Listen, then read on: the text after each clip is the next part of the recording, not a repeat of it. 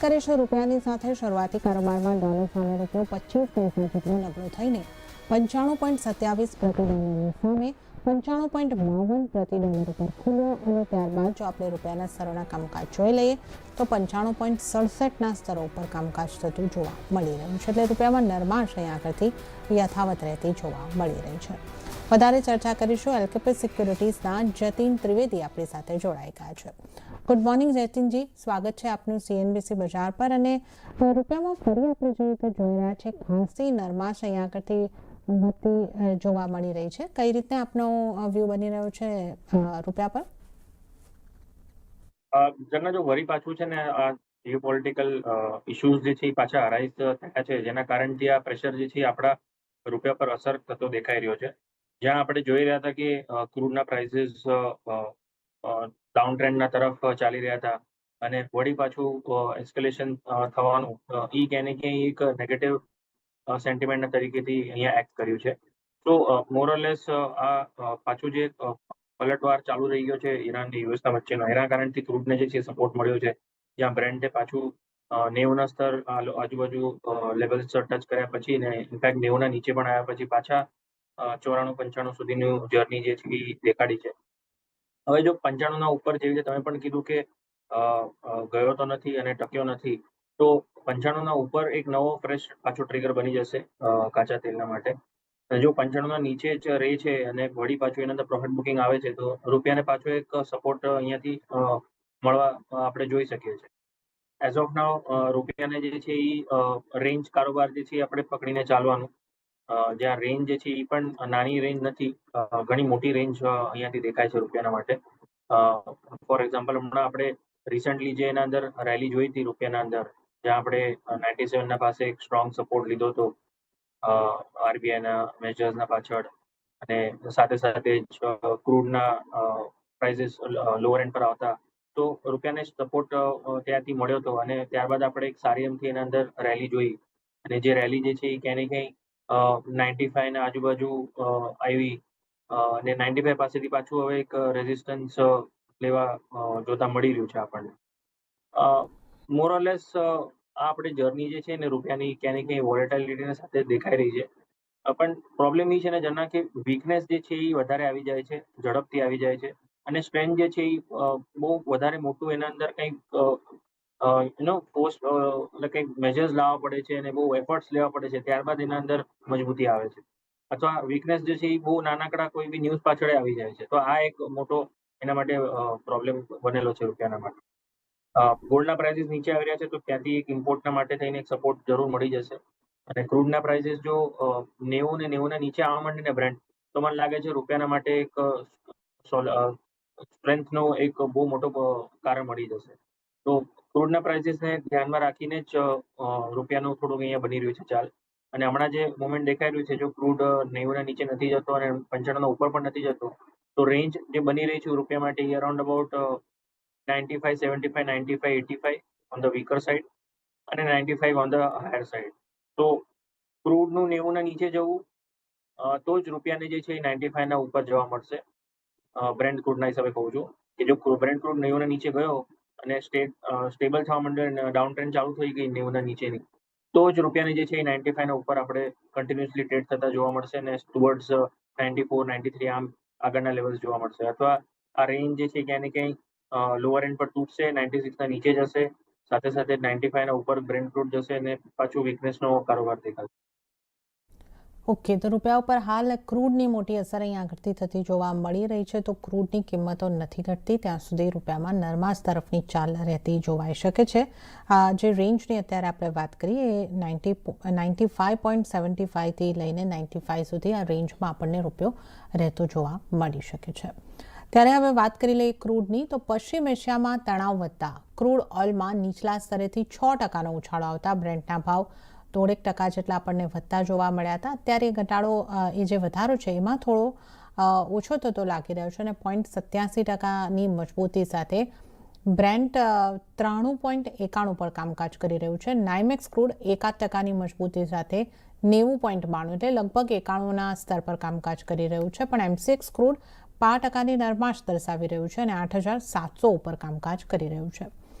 ઉલ્લેખનીય છે કે EIA મુજબ યુએસ ઇન્વેન્ટરીમાં સતત 7મા સપ્તાહે ઘટાડો નોંધાયો છે અને આ સાથે જ મે મહિનામાં ઓપેકનું આઉટપુટ પણ ઘટ્યું હોવાથી કિંમતો ઉપર અસર થતી દેખાઈ રહી છે. જતીનજી, હવે ક્રૂડને લઈને ઘણી બધી અપડેટ છે. એક તો જે આ જીઓપોલિટિકલ ટેન્શન છે યુએસ અને ઈરાનના, એ આપણને વધતા જોવા મળી રહ્યા છે. ફરી હુમલાઓ શરૂ થતા આપણને જોવા મળી રહ્યા છે, પણ ક્રૂડમાં એટલો બધો ઉછાળો નથી આવી રહ્યો. બીજી તરફ અહીંયા આગળથી જે સતત 7 સપ્તાહથી અહીંયા આગળથી ઇન્વેન્ટરી ઘટી રહી છે અને આઉટપુટ પણ ઘટવાની વાત અહીંયા આગળથી ઓપેક કરી રહ્યું છે. તો આ બધા સંકેતોને કેવી રીતે જોવા જોઈએ અને આટલી બધી અનિશ્ચિતતાઓની વચ્ચે, આટલા બધા સંકેતોની વચ્ચે ક્રૂડમાં કઈ રીતે ટ્રેડ લેવાના રહેશે? જે સૌથી ઇમ્પોર્ટન્ટ ફેક્ટર જે હમણાં છે ને ઝરણા, એ ક્રૂડ જ છે. ભલે તમે કોઈ બી એસેટ ક્લાસના અંદર ઇન્વેસ્ટ કરતા હો કે ટ્રેડ કરતા હો, ઇટ ડઝન્ટ મેટર. બધી વસ્તુનું હમણાં એક મેઇન મુખ્ય કારણ જે બનેલું છે એ ક્રૂડ છે. આઈધર કોઈ એસેટ જે ઉપર જઈ રહ્યું છે એનું પણ મુખ્ય કારણ ક્રૂડ છે, અને જો કોઈ એસેટ નીચે જાય છે તો એનું પણ મેઇન કારણ ક્રૂડ જ છે. તો ક્રૂડનું માર્કેટ જે છે એ ક્યાંય ને ક્યાંય બહુ સેન્સિટિવ છે હમણાં. કોઈ બી નાનકડા ન્યૂઝ પાછળ પણ એના અંદર મોમેન્ટમ આવી જાય છે, કેમ કે બધાની આંખો એના પર લાગેલી છે. એવરીડે ઇન્સ્ટિટ્યુશનથી લઈને નાનામાં નાનો રિટેલર, બધાની નજર જે છે એ કાચા તેલ પર બનેલી છે. અને કાચા તેલનું જેવી રીતે મેં તમને બતાવ્યું કે 90 ને 95 આ રેન્જ જે છે એ હમણાં ફિલહાલ મને દેખાઈ રહી છે. અને જો એના પોઈન્ટર્સની વાત કરીએ કે કયા વસ્તુઓ એના પર અસર કરી રહી છે, તો યસ, ડેફિનેટલી યુએસના જે ઇન્વેન્ટરી નંબર્સ જે આપણે જોયા છે એ લોએસ્ટ નંબર્સ પર હતા, તો ત્યાંથી પણ એક મેજર સપોર્ટ મળ્યો છે ક્રૂડને.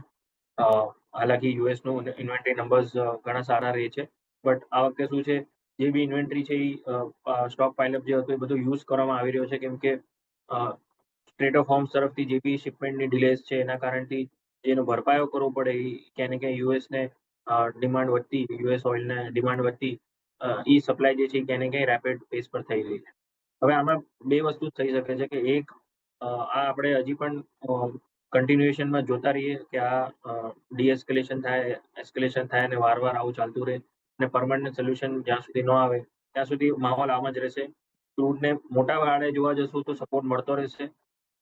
$80 નીચે ક્રૂડ જ્યાં સુધી નથી જતો ત્યાં સુધી લોંગ ટર્મ અને મીડિયમ ટર્મ પિક્ચરાઇઝેશન એનું વીકનેસનું નથી.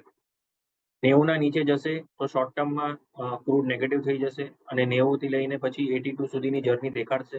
તો આ વસ્તુનું ધ્યાન રાખવું કે શોર્ટ ટર્મ, મીડિયમ ટર્મ તમે કેવી રીતે આને જોવો છો. જેવી રીતે મેં કીધું કે મીડિયમ ટુ લોંગ ટર્મ અગર જોવા જશો તો $80 નીચે જ્યાં સુધી નથી જતું ત્યાં સુધી એના માટે પરિબળો હજી પણ સ્ટ્રેન્થના છે એવું સમજીને ચાલો. અને શોર્ટ ટર્મ માટે 90 નીચે જ્યાં સુધી નથી જતું ત્યાં સુધી આ રેન્જ કારોબાર 90 થી 95 વચ્ચે દેખાઈ રહ્યો છે. તો in the next couple of days 95 ઉપર પાછો ટ્રેડ કરવા માંડે તો ડેફિનેટલી અહીંયાથી એક સારી એમથી રેલી ક્રૂડના અંદર ટુવર્ડ્સ 99, 100 સુધીના ઝોન્સ જે છે પાછા જોવા મળી શકે.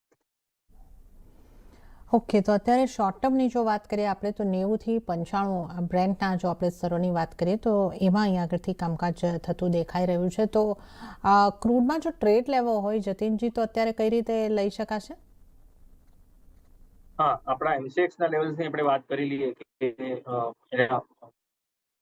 કેવી રીતના ટ્રેડ લેવો. તો 92 આજુબાજુ જ્યારે બ્રેન્ટના પ્રાઇસીસ મળે છે એટલે અરાઉન્ડ અબાઉટ 1.5% અહીંયાથી નીચે 8600 ના આજુબાજુ જ્યારે મળે ત્યારે એના અંદર પોઝિશન લઈને ચલાય લોંગ સાઈડની. ત્યાં આગળ સ્ટ્રોંગ સપોર્ટ છે આજના માટે. સ્ટોપલોસ જે રાખવાનો રહેશે એ 8480 ના નીચેનો રાખવાનો રહેશે અને હાયર સાઈડ પર 8800, 8850 સુધીના ટાર્ગેટ્સ રાખીને ચાલવા. ઓકે, તો અહીંયા આગળથી જે સલાહ બની રહી છે 8600ની આસપાસ, એટલે થોડા ઘટાડે તમે એમસીએક્સ ક્રૂડને ખરીદી કરીને ચાલી શકો છો. 8480નું સ્ટોપલોસ અને 8850ના ટાર્ગેટ તમને બનતા જોવા મળી શકે છે. તો આ ક્રૂડ ઉપર તમારા માટે સલાહ બની રહી છે. હવે નેચરલ ગેસ ઉપર નજર કરી લઈએ. શરૂઆતી કારોબારમાં નેચરલ ગેસમાં થોડી પોઝિટિવિટી હતી, ત્યારબાદ અત્યારે આપણે લાલ નિશાનમાં કારોબાર આવતો જોઈ રહ્યા છે અને લગભગ 305ના સ્તરોની આસપાસ થોડા ઘટાડા સાથેનું કામકાજ અહીંયા આગળથી જોવા મળી રહ્યું છે. જતીનજી, નેચરલ ગેસને કઈ રીતે જોવું જોઈએ? અહીંયા તમારી સલાહ કેવી રીતે બનશે? નેચરલ ગેસ આપણે જેના વાત કરી છે વારંવાર કે લોઅર લેવલ્સ પર સપોર્ટિવ મેજર્સ દેખાય છે. એમાં 295, 300 ના આજુબાજુ બહુ વધારે રિસ્ક નથી રહેતો નેચરલ ગેસના પ્રાઇસીસને, કેમ કે ટેકનિકલી જોવા જઈએ તો સારા સપોર્ટ્સ અહીંયા બનેલા છે 290, 285 ના સ્ટોપલોસ સાથે. અરાઉન્ડ અબાઉટ 295-300 વચ્ચે મળે ત્યારે એના અંદર એન્ટ્રી લેવાય. 300 નજીક જેટલું લેશો એટલું રિસ્ક રિવોર્ડ ફેવરેબલ રહેશે, કેમ કે 300 પાસે બાઇંગ કરીને 285 285 ને નીચે સ્ટોપ લોસ રાખો તો 315-320 સુધીના લેવલ્સ તમે ટાર્ગેટ માટે થઈને જોઈ શકો. ઓકે, તો 300ની જેટલો નજીક નેચરલ ગેસ મળે છે, ખરીદી કરીને ચાલી શકો છો. 285નો સ્ટોપ લોસ અને 315થી 320ના ટાર્ગેટ તમને જોવા મળી શકે છે. તો આ નેચરલ ગેસ પર તમારે માટે સલાહ બની રહી છે. તો આપણે અહીં આગળથી ખાસ કરીને એનર્જી પેકની વાત કરી છે. ખરીદારી તરફ રહેવાની સલાહ નેચરલ ગેસ અને ક્રૂડમાં બની રહી છે. અને સાથે જ હાલ સમય થઈ રહ્યો છે એક બ્રેક લેવાનો. લઈશું બ્રેક, અને બ્રેક બાદ જતીન ત્રિવેદી સાથે વધુ કોમોડિટીઝની ચર્ચામાં આગળ વધીશું.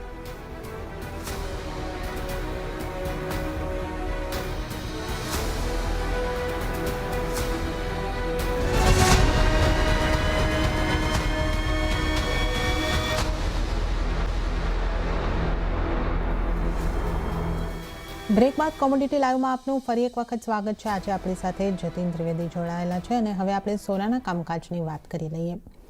યુએસમાં વ્યાજદરમાં વધારાની આશંકાએ સોનામાં વેચવાલી વધી અને જ્યાં કિંમતો 7 મહિનાના નીચલા સ્તરની પાસે પહોંચતી દેખાય છે, સ્થાનિક બજારમાં પણ 0.5% વધારેનું દબાણ જોવા મળી રહ્યું છે. 1,47,876ની આસપાસ અત્યારે આપણે કામકાજ જોઈ રહ્યા છે એટલે 0.10%નું દબાણ આપણે MCX સોનામાં જોઈ રહ્યા છે. અને ગોલ્ડ કોમેક્સની વાત કરીએ તો એ 4,098 પર થોડી પોઝિટિવિટી હવે અહીંયા આગળથી આપણને આવતી જોવા મળી રહી છે. સોનાને જતીનજી કઈ રીતે જોવું જોઈએ? હવે સોના માટે પણ એક ડોલર ઇન્ડેક્સની અસર, જે વ્યાજ દરની લઈને જે આશંકાઓ સંભાવનાઓ બની રહી છે, અને સાથે સાથે યુદ્ધ ફરી વધી રહ્યું છે, આ તમામની અસર સોના ઉપર થઈ રહી છે અને સોનાની કિંમતો ઘટતી જોવા મળી રહી છે. સોનામાં કેટલો વધારો આગળ વધી શકે, કઈ રીતે તમે જોઈ રહ્યા છો? જો હમણાં પરિબળો જેના હિસાબે જોવા જઈએ ને તો શોર્ટ ટર્મ માટે પેઇન જરૂર છે સોનાના માટે, બટ ગોલ્ડ તમને ખબર છે કે એક સરપ્રાઇઝ એલિમેન્ટ આપી દે છે કે એને બહુ સ્ટ્રોંગ પોઝિટિવ ન્યૂઝની જરૂરત નથી પડતી સેન્ટિમેન્ટને પાછું ટર્ન અરાઉન્ડ થવા માટે. સો એઝ ઓફ નાઉ ભલે વીકનેસના સાથે ટ્રેડ જરૂર કરી રહ્યો છે, બટ જે રીતે બ્રેન્ટ ક્રૂડનો આપણે જોવા જઈએ ને તો રિકવરી આવી છે 95ના ઉપર. જ્યાં સુધી બ્રેન્ટ ક્રૂડ પાછું એક સ્ટ્રોંગ ઝડપ નથી મારતો ને ત્યાં સુધી ગોલ્ડ ક્યાં ને ક્યાં થોડુંક રિબાઉન્ડ થઈ શકે છે આજકાલમાં. 1-2 દિવસના માટે મને બહુ વધારે અહીંયાથી નેગેટિવ અહીંયાથી નથી દેખાઈ રહ્યું, કેમ કે લાસ્ટ 2 દિવસમાં ઓલરેડી ઘણું બધું એને પ્રોફિટ બુકિંગ થઈ ચૂક્યું છે. સો બહુ હેવીલી કોઈ આના અંદર શોર્ટ પોઝિશન્સ ક્રિએટ કરીને ચાલે એવું તો નથી લાગતું મને. ક્યાંય ને ક્યાંય થોડુંક રિકવરી અહીંયાથી તમને જોવા મળી શકે છે. લેવલ્સ વાઇઝ જોવા જવું તો 4,000ના પાસે આજે સવારના કોમેક્સમાં લેવલ્સ ઓલમોસ્ટ ટેસ્ટ થવા જઈને આવ્યા છે. અને હવે મોર્નિંગ સેશનમાં આપણા માર્કેટ ખુલ્યા પછી લગભગ 4,050-4,060 પાસે એક સ્ટ્રોંગ સપોર્ટ દેખાઈ રહ્યો છે. તો જ્યાં સુધી 4,060 નીચે નથી જતું તો ઇન્ટ્રાડે મને લાગે છે પાછું એક રિબાઉન્ડ આવી શકે છે અને ટુવર્ડ્સ 4140, 4150 સુધી એક રિકવરી આવી શકે છે અહીંયા ગોલ્ડના અંદર. MCX ગોલ્ડની અગર લેવલ વાઇઝ કમ્પેરિઝનમાં વાત કરી લઉં તો મોર ઓર લેસ 1,48,500 સુધી એક લેવલ આવી શકે છે. 1,49,000 સુધી એક લેવલ આવી શકે છે અહીંયાથી. ગઈકાલે પણ સાંજના આપણે જોવા જઈએ ને તો ત્યારબાદ 149ના નીચે જ બ્રેક થયા પછી જ કન્ટિન્યુઅસ એના અંદર સેલિંગ આવ્યું હતું. તો મને લાગે છે વળી પાછું એકવાર 1,49,000 સુધી આવી શકે છે. એન્ટર કરવા માટે જે પ્રાઇસ મને સારો લાગે છે રિસ્ક રિવોર્ડ ફેવરેબલના હિસાબે એ છે 1,47,700. 1,47,700 પાસે એન્ટ્રી લઈ શકાય ગોલ્ડના અંદર. સ્ટોપ લોસ તમારે રાખવાનું રહેશે 1,47,000ના નીચે, અને હાયર સાઇડ પર 1,48,800, 1,49,000 પાસે આવે ત્યારે પ્રોફિટ બુકિંગ પણ કરી લેવાનું છે એના અંદર. આ ફક્ત ઇન્ટ્રાડેના હિસાબે જ વ્યૂ પોઈન્ટ રહેશે જરના, તો આને ખાલી ઇન્ટ્રાડેના હિસાબે જ પકડીને ચાલવાનું. ઓવરઓલ ટ્રેન્ડ જે છે એ વોલેટાઇલ બનેલો છે, પણ ઇન્ટ્રાડે માટે એક ઓપોર્ચ્યુનિટી દેખાઈ રહી છે. ઓકે, તો ટ્રેન્ડ સોનાનો અહીં આગળથી વોલેટાઇલ, પણ ઇન્ટ્રાડે માટે તમે ખરીદી કરીને ચાલી શકો છો. 1,47,700ની આસપાસથી તમે એન્ટ્રી કરી શકો છો સોનાની અંદર. ઇન્ટ્રાડે માટે 1,47,000ની નીચેનો સ્ટોપ લોસ અને 1,49,000ના ટાર્ગેટ તમને સોનામાં બનતા જોવા મળી શકે છે. આપણે જે મ્યુચ્યુઅલ ફંડના આંકડા ગઈકાલે આવતા જોયા, ત્યાં પણ ગોલ્ડ ETFનું રોકાણ જે છે એ ઘટતું દેખાયું. તો તમે કઈ રીતે જોઈ રહ્યા છો? ઇન્વેસ્ટમેન્ટ ડિમાન્ડ જે છે એ ગોલ્ડની ઘટી રહી છે, અહીંયા તમારો વ્યૂ કઈ રીતનો બનશે? જો મોરલેસ જ્યારે પ્રાઇસીસ થોડા સ્ટેબલ થાય ને ત્યારે ETFs અને જે લોંગર ટર્મ બાઇંગ છે ને ત્યારે થાય છે. અને એઝ ઓફ નાઉ જ્યારે પ્રાઇસ સ્ટેબિલિટી નથી, હાયર સાઇડ પર સસ્ટેન નથી થયું અને ઓલરેડી 2024 અને 25માં આપણે એક મેગા બુલ રન જોયો છે ગોલ્ડ સિલ્વરના અંદર. તો ક્યાંય ને ક્યાંય થોડુંક પ્રોફિટ બુકિંગ પણ આવે, કેમ કે બહુ સારા રિટર્ન્સ જનરેટ કરે છે ગોલ્ડ સિલ્વર એ દોરમાં. તો 2026માં જે પેનિક પ્રોફિટ બુકિંગ દેખાઈ રહ્યું છે, તો એમાં ઘણા લોકો અવોઇડ કરતા હશે ઇન્વેસ્ટમેન્ટ સાયકલ જે છે એ. અને ક્યાંય ને ક્યાંય સ્ટેબિલિટી થોડુંક આવવા મળશે ને પ્રાઇસના અંદર, તો પાછા નંબર્સ જે છે મને લાગે છે સ્ટ્રોંગલી પોઝિટિવના સાઇડના ડેવલપમેન્ટ આવી જશે. મને લાગે છે ટેમ્પરરી ફેઝ જરૂર છે. એકાદ 2-3 મહિના હજી અહીંયાથી થોડુંક નંબર્સ વીક રહી શકે ETF ના. બટ મને લાગે છે આગળ ચાલતા પાછા નંબર્સ પોઝિટિવ સાઇડના ડેવલપમેન્ટ થતા જોવા મળી શકે છે ગોઈંગ ટુવર્ડ્સ એન્ડ ઓફ 2026. આપણે જતા જેવી રીતે પહોંચશું દિવાળીના આજુબાજુ, તમને ETFના નંબર્સ પાછા પોઝિટિવ થતા જોવા મળી શકે. ઓકે, તો આપણે અહીં આગળથી ખાસ વાત કરી સોનાની અને ચાંદીની પણ ઝડપથી વાત કરી લઈએ. તો ચાંદીમાં પણ દબાણ બનતું દેખાઈ રહ્યું છે અને સ્થાનિક બજારની જો વાત કરીએ તો લાલ નિશાનમાં ચાંદીમાં પણ કારોબાર થતો દેખાઈ રહ્યો છે. 2,34,950ની આસપાસ $0.24નું દબાણ અને MCX સિલ્વર પોઝિટિવમાં આવી છે. $64 આસપાસનું કામકાજ થતું જોવા મળી રહ્યું છે. ચાંદી માટે તમારી સલાહ કઈ રીતે બનશે જતીનજી? મોરલેસ ઇનલાઇન વ્યૂ છે, જેવી રીતે ગોલ્ડના માટે મેં કીધું. ચાંદી પણ અહીંયાથી ક્યાંય ને ક્યાંય થોડુંક રિબાઉન્ડ કરી શકે છે. છેલ્લા 2 દિવસમાં ઘણું અમથું સેલિંગ પ્રેશર અબ્ઝોર્બ કર્યું છે ચાંદીને ગોલ્ડે. તો લેવલ્સ જે મને અહીંયા ગમી રહ્યા છે અરાઉન્ડ અબાઉટ 2,32,000ના સ્ટોપ લોસ સાથે બાઇંગના ગમી રહ્યા છે. 2,34,000ના આજુબાજુ મળે ત્યારે એની અંદર બાઇંગ કરાય. હાયર સાઇડ પર 2,36,500, 2,37,000ના લેવલ્સ આજના દિવસે આવી શકે છે.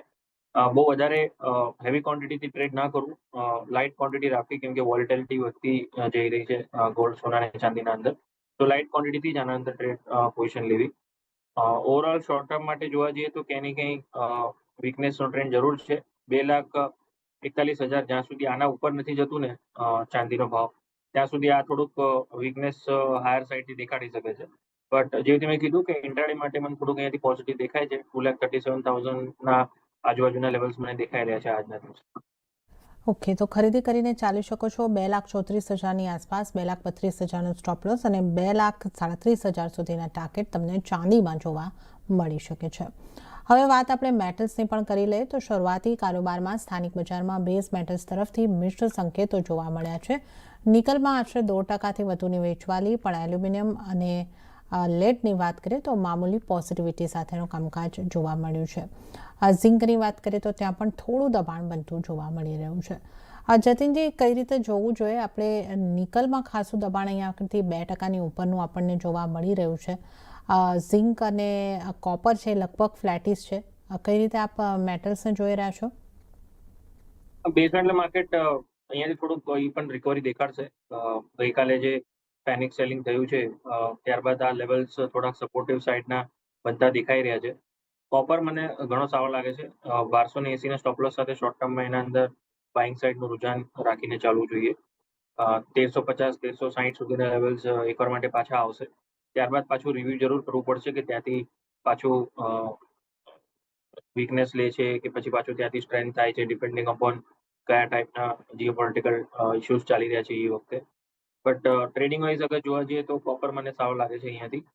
સ્ટોપ લોસ જેવી રીતે મેં કીધું 1280ના નીચે રાખીને 1,340-1,350 સુધીના લેવલ્સ માટે શોર્ટ ટર્મમાં આની અંદર બાઇંગ કરું. શોર્ટ ટર્મ એટલે સ્વિંગ ટ્રેડિંગના હિસાબે જે ઓપોર્ચ્યુનિટી 5 થી 7 ટ્રેડિંગ સેશનનો આના અંદર વ્યૂ પોઈન્ટ રાખીને ચાલુ કરશે. ઓકે, તો કોપરમાં અહીંયા આગળથી સલાહ બની રહી છે 1,340ના ટાર્ગેટ માટે ખરીદી કરીને ચાલી શકો છો અને 1,280નો સ્ટોપ લોસ અહીંયા આગળથી બની શકે છે. આ સિવાય અન્ય કોઈ મેટલ, એલ્યુમિનિયમ, આને માટે આપની કોઈ સલાહ રહેશે જતીનજી? એલ્યુમિનિયમમાં બાઇંગનું રુઝાન થોડુંક બની શકે છે, કેમ કે એલ્યુમિનિયમને શું છે, બે સાઇડથી સપોર્ટ મળી જાય છે. આઈધર ક્રૂડનો વીકનેસ હોય કે સ્ટ્રેન્થ હોય, તો સપ્લાય અને ડિમાન્ડ બે સાઇડની સ્ટોરી એના અંદર બની રહી છે. બટ થોડુંક પ્રાઇસ બ્રેક કરે હાયર લેવલ્સ, એના પછી એના અંદર બનશે. બાય દેટ આઈ મીન 374ના ઉપર જો એલ્યુમિનિયમના પ્રાઇસ બ્રેકઆઉટ થઈ જાય, તો એના અંદર બાઇંગ કરવું અને સ્ટોપ લોસ જે છે એ 370નું રાખવું અને હાયર સાઇડ પર 380 સુધીના ટાર્ગેટ રાખીને ચાલવું. બટ 374 એક રેઝિસ્ટન્સ છે, એટલે હું કહું છું કે 374ના ઉપર ટ્રેડ કરવા માંડે પછી એના અંદર બાઇંગ કરીને ચાલવું.